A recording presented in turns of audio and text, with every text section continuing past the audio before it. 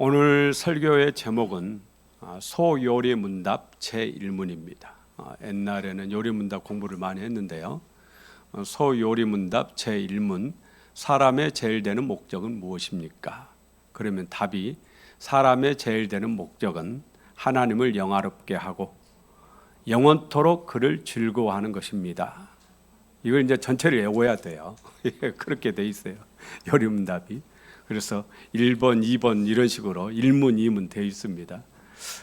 소요리문답 제1문이 가장 중요해요. 그래서 이것만 외우시면은 그냥 요리문답 다 떼었다 해도 되실 정도로 제1문, 사람의 제일 되는 목적은 무엇입니까?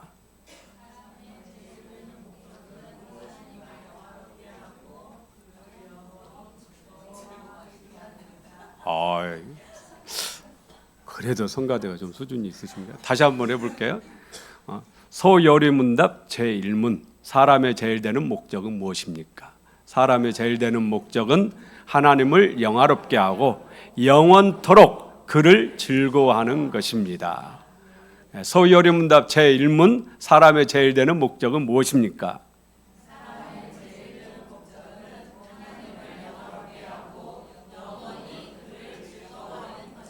예, 영원히도 좋긴 합니다만 영원토록 예. 사람의 제일 되는 목적, 왜 사느냐라는 거예요. 왜 사느냐, 사는 이유가 뭐냐라는 거예요. 무엇을 위해 사느냐, 무엇 때문에 사느냐, 사는 목적이 뭐냐, 거기에 대한 질문이에요. 오늘 왜 사느냐, 여기에 대한 분명한, 어떻게 살아야 되느냐, 무엇을 위해 살아야 되느냐, 여기에 대한 분명한 답을 오늘 여러분들이 읽은 이 소요리문답 1문의 답이 근거가 어디에 있냐면요, 오늘 본문에 있어요. 고린도전서 10장 31절에 있습니다. 함께 읽어보겠습니다. 그런즉 너희가 먹든지 마시든지 무엇을 하든지 다 하나님의 영광을 위하여 하라. 아멘. 어느 분이 100명에게 물어봤대요. 요즘 어떻게 사십니까? 그러니까 세 가지로, 공통적으로 세 가지로 모아지더래요. 많은 분들이 첫 번째 답을 하는데, 요즘 어떻게 사십니까? 네, 나왔어요. 그럭저럭 삽니다. 그러더래요. 두 번째 답, 요즘 어떻게 사십니까? 요즘 어떻게 사세요? 하나님 은혜로 살고 있습니다. 안 믿는 사람에게 물어봤다라는 거예요. 불신자들에게, 안 믿는 사람, 지나가는 사람에게 마지못해 삽니다. 요즘 어떻게 사십니까? 세 번째, 죽지 못해 삽니다. 그러더라고요. 그런데 오늘 예수를 믿는 여러분에게 요즘 어떻게 사십니까? 그러니까 나오잖아요. 하나님의 은혜로 삽니다.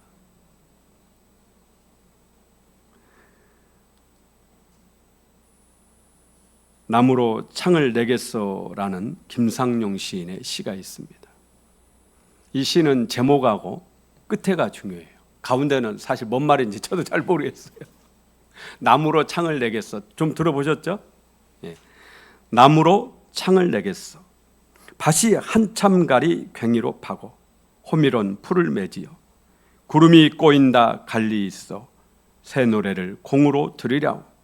강냉이가 이끌랑 함께 와 자셔도 좋소. 왜 사냐건 웃지요. 뭐가 중요하다고요?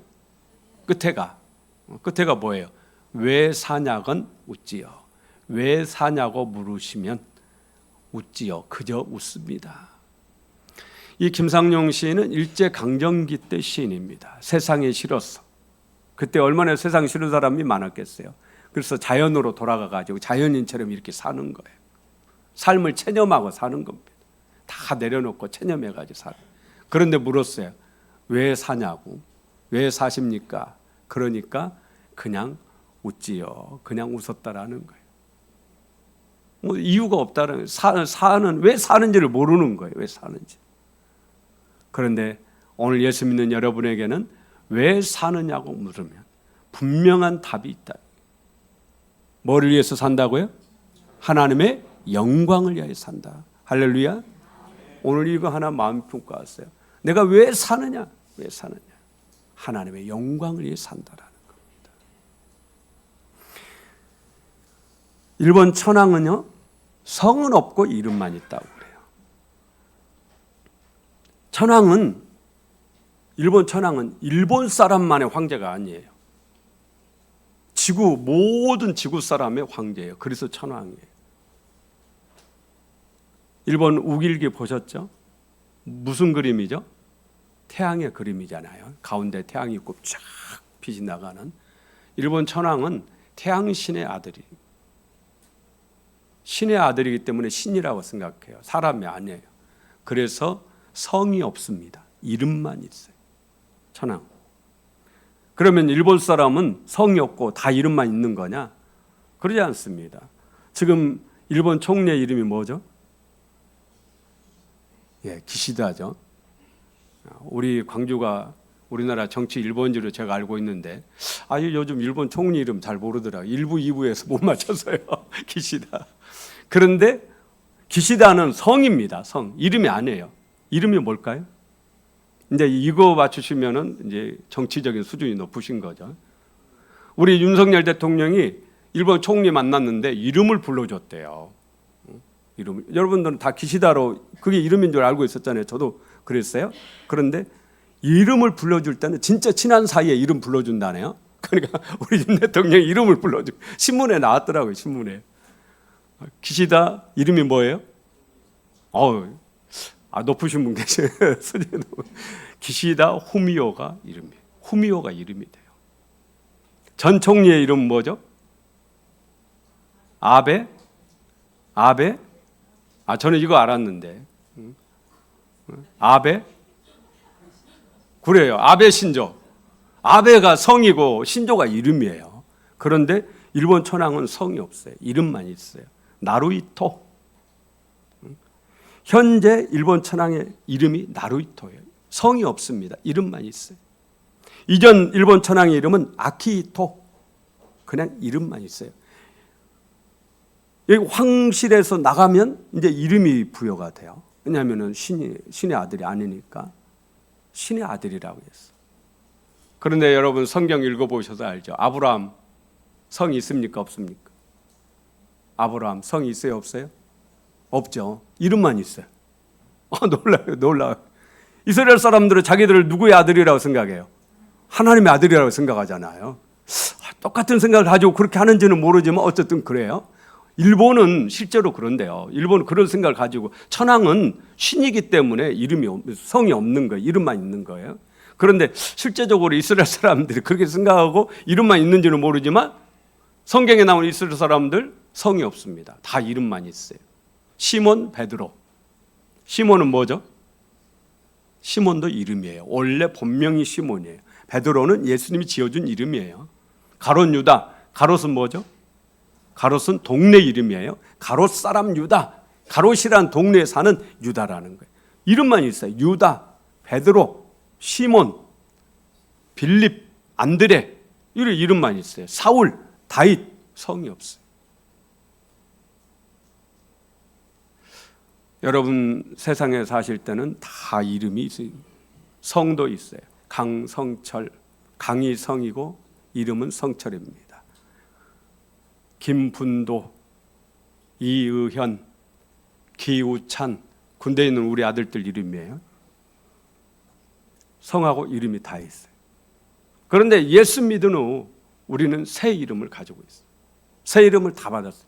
저와 여러분이 다 같은 이름이에요. 뭐라고 부르죠? 영어로 뭐라고 그러죠? 우리를? 크리스찬. 한글로 그리스도인 그렇게 부릅니다. 우리가 가진 새 이름이에요. 여기에도 성은 없습니다. 이름만. 그리스도인, 크리스찬. 그리스도인, 그리스도의 사람 그런 뜻이에요. 여러분은 예수님의 사람입니까? 예수님의 사람인 줄로 믿습니다. 그게 그리스도인이에요. 그리스도의 사람. 예수 그리스도의 사람, 그리스도인, 크리스찬. 여러분을 누군가 크리스찬이라 부른다면 당신은 그리스도의 사람이야. 당신은 하나님의 아들이야. 하나님의 딸이야. 그런 뜻을 가지고 있어요. 그리스도인. 우리는 더 이상 땅에 속한 사람이 아니에요. 하늘에 속한 사람입니다. 하늘의 상속자예요. 천국을 유산으로 받는다고 성경 그렇게 기록하고 있습니다. 그렇기 때문에 보통 신분이 아니에요.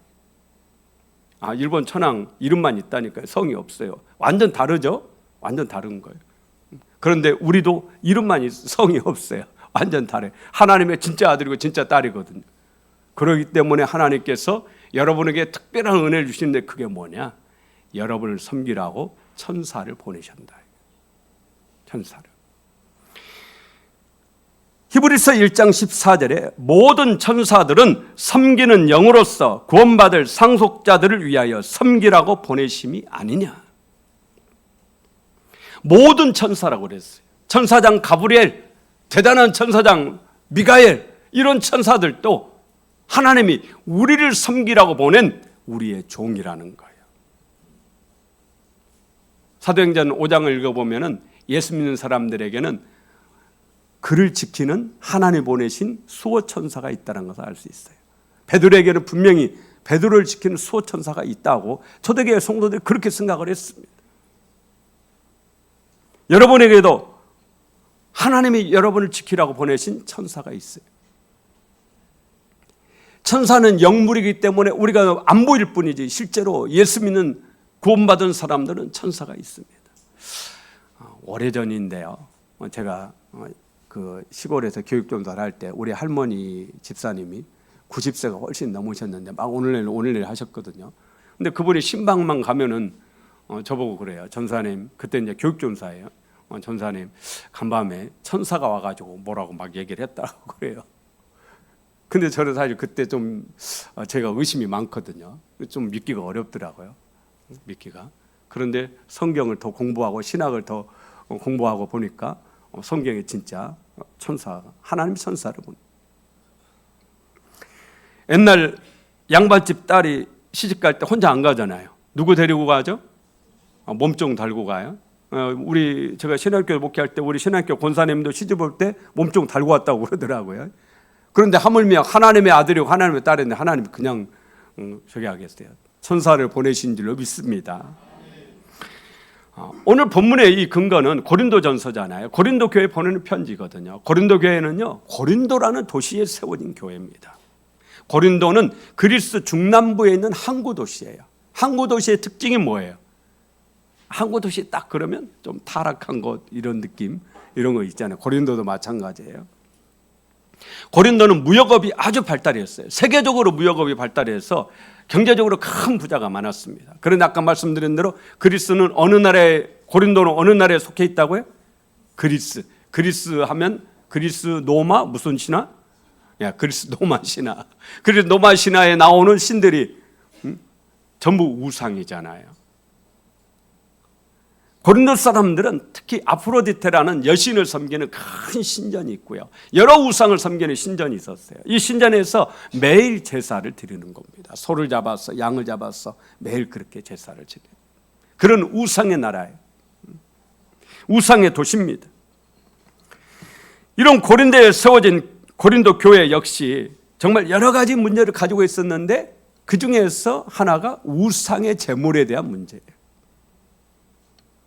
고린도 교회 안에서 교인들이 서로 싸우는 거예요. 우상의 제물, 제사상에 올라갔다 내려온 음식 먹어도 되느냐? 먹으면 안 된다. 먹어도 돼? 안 돼. 절대 그건 우상 숭배 같은 거야. 여러분 어떻게 생각하셨어요? 제사상에 올라갔다 내려온 음식 먹으면 됩니까? 안 됩니까? 지금도 우리에게 똑같은 문제 지금도 있는 거죠. 고린도 교회 안에서 이게 상당히 크게 안 돼. 절대 그건 우상 숭배야. 그러니까 또 다른 교인이 그래. 아니 먹어도 돼. 고린도 교회는 사도 바울이 개척해서 세웠거든요. 바울 사도께서 뭐라고 했느냐? 그럼 바울 사도가 뭐라고 했느냐면요. 디모데전서 4장 3절에 말세 혼인을 금하고 어떤 음식물은 먹지 말라고 할 터이나 음식물은 하나님이 지으신 바니 믿는 자들과 진리를 아는 자들이 감사함으로 받을 것이니라. 하나님께서 지으신 모든 것이 선함에 감사함으로 받으면 버릴 것이 없나니 이는 하나님의 말씀과 기도로 거룩하여 짐이니라. 할렐루야. 장어탕 먹으면 돼요, 안 돼요? 네? 감사함으로 받으면 버릴 것이 없나요? 그래서 우리가 먹고 있는 겁니다. 만약에 구약의 율법대로 하면 장어탕 먹으면 돼요, 안 돼요? 안 돼요. 추어탕도 안 되는 거예요. 그런데 사도 바울이 감사함으로 버리면 버릴 것이 없다. 하나님의 말씀과 기도로 거룩해진다. 그렇기 때문에 우리가 오늘날 교회에서 추어탕 끓여서도 먹을 수가 있는 거예요. 고린도 전서에서 사도 바울은요, 고린도전서 8장부터 고린도서 10장까지 8장, 9장, 10장 상당히 길죠. 이 세 장에 있어서 이 우상의 제물에 대해서 얘기를 하고 있습니다. 그만큼 고린도 교회가 이 우상의 제물로 인해서 힘들었다라는 거예요. 왜 그러느냐? 아까 말씀드린 대로 이 우상의 신전, 그 아프로디테 신전에서 매일 제사를 드리는데 어떤 사람은 재력이 있으니까 한 번에 소를 50마리도 이렇게 바친단 말이에요. 그러면 제사장이 50마리를 어떻게 다 먹겠어요? 그러니까 나머지 49마리 중에 일부 먹고 나머지 한 49마리는 다 주니까 제사장이 다 갔거든요. 그러니까 이 소고기를 시장에 내다가 팔았습니다. 그러면 이건 우상의 제단에 제사상에 올라갔다 내려온 고기잖아요. 이게 이제 시장에서 이런 일들이 고린도 시장에서는 그러므로 두 가지 고기가 판매되는 거예요. 일반적으로 제사상에 안 올라간 고기도 나오지만 제사상에 올라간 고기가 엄청 많은 거예요. 그러면 고린도 교회 성도들에게 우상의 제물을 안 먹기가 정말 어렵다라는 거죠. 만약에 우상의 제물을 안 먹으려면 시장에서 고기를 사면 돼요, 안 돼요? 안 되는 겁니다.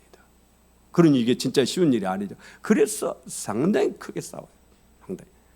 이런 고린도 교회 성도들에게 사도 바울이 결론으로 얘기한 게 바로 31절이에요. 31절 함께 읽어볼까요? 그런즉 너희가 먹든지 마시든지 무엇을 하든지 다 하나님의 영광을 위하여 하라. 뭘 위하여 하라고요? 하나님의 영광을 위하여라. 제사 음식 먹어도 되느냐? 먹으면 안 되느냐? 하나님의 영광을 위하여 하라. 장례식 날 때 우리 성도님 저한테 물어요. 목사님, 이 양쪽에 촛불 켜도 돼요? 저는 사실 촛불을 켜시지 말라고 그래요. 왜냐하면 상당히 우상적인 요소, 색채를 가지고 있기 때문에. 그러나 어떤 목사님은 촛불 켜라고 하거든요. 목사님, 제단 앞에 향 피워도 돼요? 향 피워도 됩니까? 안 됩니까? 안 됩니까? 근데 또 어떤 목사님 향 피워도 된다는 분도 있어요. 근데 저는 촛불하고 향은 안 된다고 그래요. 목사님, 꽃은 놔둬도 돼요? 그래요. 꽃 놔둬도 됩니까? 안 됩니까? 저는 꽃은 놔둬도 된다고 얘기합니다만 제가 성경을 좀 더 제가 성경을 좀 착각했어요. 마태복음 읽어보면은 해당장 야이로의 딸을 예수님이 이렇게 살리러 가시는데 그 성경에 그렇게 나와요. 지금 개역 개정판은 그렇게 안 나오는데 옛날 개역판에는 헌화하는 무리가, 그게 저는 꽃을 헌화하는 줄 알았어요. 그때 제가 본문을 자세히 보니까 그 헌화가 아니에요. 헌화인데 떠드는 물이, 그런 뜻이에요. 그걸 한자로 그렇게 어렵게 썼더라고요, 옛날 개역성경에. 그래서 저는 옛날에는 그게 헌화인 줄 알고 꽃을 해도 된다고 이렇게 했는데 그게 아니에요. 그래서 가급적이면 안 하신 것이 좋고 해도 무방하고 이렇다라는 거죠. 향도 마찬가지로 피워도 되고 안 피워도 되는데 안 피우는 게 좋다. 촛대도 세워도 되고 안 세워도 되는데 안 세우는 게 더 신앙적이다, 이런 얘기예요. 여러분, 목사가 이렇게 예배 드릴 때 가운 입어야 됩니까? 안 입어도 됩니까? 근데 어느 교회 장로님 저보고 가운 안 입고 설교한다고 엄청 뭐라고 혼났거든요, 제가 노예에서. 근데 입어도 되고 안 입어도 되고, 가능하면 입으면 더 좋고 그런 거죠. 그러잖아요. 강단에 신발 신고 올라오면 돼요, 안 돼요? 안 되라는 법이 어디가 있어요? 신발 신고 올라올 수도 있어요. 지금 올라오는 교회도 많습니다. 지금은 아예 그냥 목사님들도 신발 신고 올라오는 그런 교회도 많아요. 그런데 가급적이면 좀 마음을 경건하게 해서 신발 벗고 올라오면 더 좋고, 올라와도 되고 별로 중요한 게 아니에요. 별로 이렇게 별로 중요하지 않은 문제, 대수롭지 않은 문제, 대수롭지 않음, 이걸 헬라어로 아디아포라 그럽니다. 한번 따라서 하십시다. 아디아포라. 한 번 더요. 아디아포라. 축복이란 말 쓰지 마라. 주기도문으로 예배를 마치지 마. 막 이런 얘기 하시잖아요. 축복이란 말 쓰면 어때요? 그러잖아요. 하나님이 축복이라고 한다고 해서 복 안 줍니까? 상관없어요. 주기도문 예배 마치면 안 됩니까? 주기도문을 마쳐야 돼요. 제가 주기도문으로 예배를 안 맞춰보니까 너무 이게 이상하고 이게 안 맞는 거예요. 주기도문을 맞춰도 돼요. 주여 삼창을 하라고 저는 하는 게 더 좋다. 방언 해도 되고 안 해도 되고, 방언 안 한다고 해서 천국 못 가는 거 아니에요? 그럼 방언하면 더 좋다라는 거예요. 별로 뭐 중요하지 않아요. 대수롭지 않아요. 그걸 뭐라 한다고요? 디아포라. 누군가가 여러분에게 좀 이렇게 뭔가 어디서 안다고 해가지고 무슨 얘기를 별로 중요하지 않은 아까 그런 얘기를 하면은 웃으면서 디아포라 딱 이렇게 얘기를 하세요. 그럼 여러분이 더 수준이 있는 거예요. 그분이 뭔 말인지 모를 거예요. 디아포라 뜻이 뭐라고요? 대수롭지 않아. 별로 중요한 게 아니야. 그런 얘기예요. 그런 게 중요한 거 아닌 거에 여러분 목숨 걸지 마세요. 그런데 실제적으로 중요한 거 아닌 거에 목숨 거는 사람들이 엄청 많습니다. 그리스도에게, 우리 유태권 선교사님이 그리스도 신학당 나와서 그리스도 교회셨거든요. 그리스도 교회는 파가 두 파가 있어요. 하나는 유악기파. 유악기파는 말 그대로 악기가 있어요. 예배당에. 또 하나는 무악기파가 있어요. 악기가 없어요. 악기를 쓰면 안 돼. 예배 시간에. 우리는 피아노 치잖아요. 피아노. 근데 무악기파, 그러니까 우리 부목사님 사모님 엄청 안 좋아해요. 그런 교회는. 왜냐하면 오르간 이런 거 피아노 1절 없어요. 아무 악기 없습니다. 목소리로만. 그런데 성경에 뭐라고 그러죠? 오늘 우리 교독에 비파와 수금으로 찬양할지어다. 소고치며 북치며 찬양할지어다. 이렇게 얘기하면 그분은 뭐라고 하냐면 그건 구약시대 얘기고 초대교회 때는 악기 없었습니다. 목소리로만 이렇게 드렸습니다. 이런 식으로 주장을 해요. 그래가지고 둘이 싸웠어요. 그리스도 교회에서 둘이 싸워가지고 악기 있는 데는 유악기파, 악기 안 쓰는 데는 무악기파. 그렇게 중요한 거 아니잖아요. 그거 가지고 그렇게. 그런데 우리 교회가 사람이 많다 보니까 여러 색깔이 있단 말이에요. 그러다 보니까 그렇게 갈등이 나서 결국 교회도 분리가 돼요. 교단도 분리가 돼요. 그렇게 분리가 돼요. 오늘 세례와 침례 어느 것이 옳습니까? 세례와 침례 어느 것이 옳아요? 옛날에는 우리 장로교는 세례가 옳다고 막 이렇게 했거든. 침례 이거 옳지 않아. 막 이런 식으로 했어요. 침례교에서는 세례는 옳은 게 아니야. 우리 침례가 옳아 이랬어요. 그런데 요즘에는 둘이 손을 잡았어요. 그래야 여러분 성경 읽어보면은 우리 성경에 세례라고 나온 데가 각주가 붙었어요. 그리고 밑에 뭐라고 나오죠? 침례라고 다 써져 있어요. 이건 뭐냐? 침례를 받아들였다라는 거예요. 그래가지고 요즘에는 장로교 목사님도, 우리 장로교 목사님들 선교제 가면은 다 침례를 줍니다. 그렇게 중요하지 않아요. 그런데 옛날에 그거 가지고 침례교, 장로교 이런 식으로 막 갈등을 엄청 많이 가지고 있었대. 별로 중요하지. 이걸 뭐라고 한다고요? 디아포라. 뭐가 옳으냐? 감리교와 우리 장로교 신앙이 상당히 다릅니다. 우리 장로교, 여러분들 이제 장로교인이잖아요. 장로교인은 어떻게 구원을 받느냐, 인간이. 이건 전적으로 하나님의 은혜고 하나님의 선물이다.